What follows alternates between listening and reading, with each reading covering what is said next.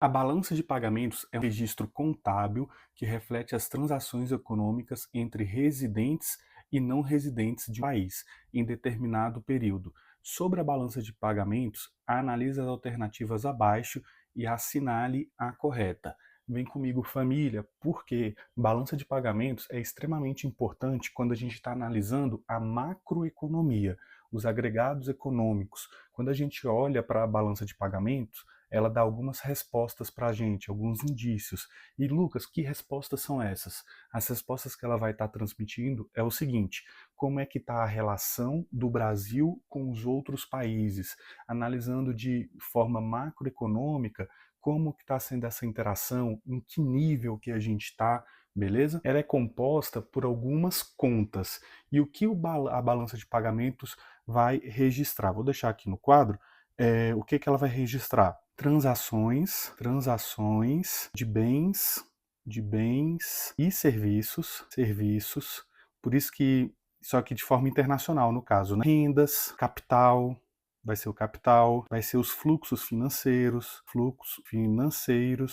e isso dá uma ideia, dá pra gente, do local onde ela está de forma internacional. Vamos então analisar cada questão para ver o que a gente pode retirar ou aprender com elas, tá bom? Então vamos aqui para a alternativa letra A. A conta de capital da balança de pagamentos registra exclusivamente as transações de bens e serviços entre o país e o exterior. Pessoal, não tem jeito. Para, vê devagar, entende o que está realmente acontecendo e o que você está lendo. Para algumas pessoas, você já pode estar fácil aqui, você conseguiu extrair todas as informações que tinham nessas linhas. Porém, para algumas pessoas não, por isso é importante ler com calma. Quando ele fala aqui, a conta de capital, fazer aqui, da balança de pagamentos, registra exclusivamente as transações de bens e serviços entre países. Primeira coisa que eu vou fazer é o seguinte, já tirar essa aqui, ó, transações de bens e serviços entre países. Por quê? O nome da conta que registra a transação de bens e serviços vai ser a corrente, tá bom? Vai ser a corrente. Não vai ser a de pagamentos. Muito embora o nome leve a pensar isso, mas não é. Quando a gente fala que a conta de capital de balança de pagamentos, a gente tem que ter muito claro o seguinte: a balança de pagamentos, ela é no guarda-chuva algo maior e ela tem algumas coisas abaixo dela, que forma ela. Entre elas, a conta corrente. Por exemplo, a balança de pagamentos tem dentro dela a conta corrente, que são os bens e serviços. Quando você fala da balança de pagamentos, tirando a conta corrente, ela tem aqui a conta de capital.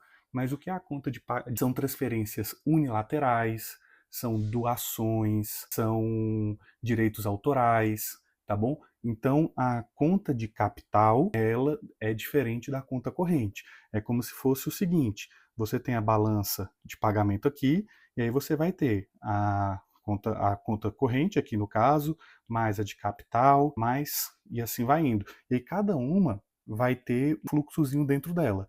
A corrente, sim, bens e serviços. Capital, não. Capital vai ser doações, transferências unilaterais, que é aquele familiar que mora fora do país e manda dinheiro aqui para dentro, direitos autorais, tá bom? Então aqui não é a nossa alternativa correta.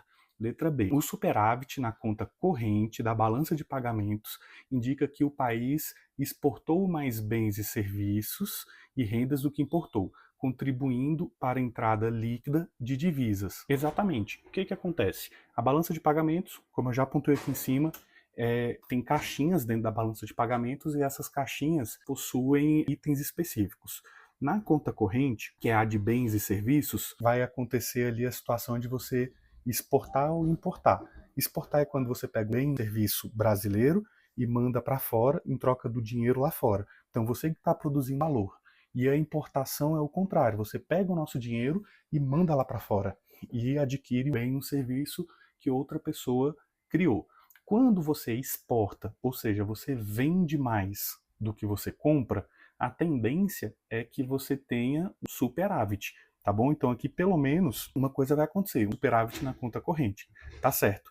Cuidado que caso ele tivesse afirmado que automaticamente você teria uma balança de pagamentos positiva, estaria errado. É um forte indício, mas para a balança de pagamento ela ser necessariamente positiva ou superavitária, a gente teria que olhar as outras contas, tá bom? Que tem dentro da balança de pagamentos. Mas aqui está correto, essa aqui vai ser a nossa resposta certa. Mas só para contextualizar, o Brasil, ele é um dos maiores produtores de commodities.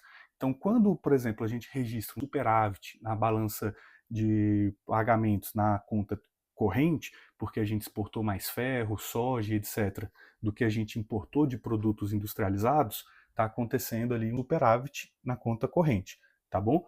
Então, letra C. Conta financeira da balança de pagamentos inclui apenas investimentos estrangeiros diretos, excluindo fluxos relacionados a investimentos em portfólio ou empréstimos internacionais. Errado.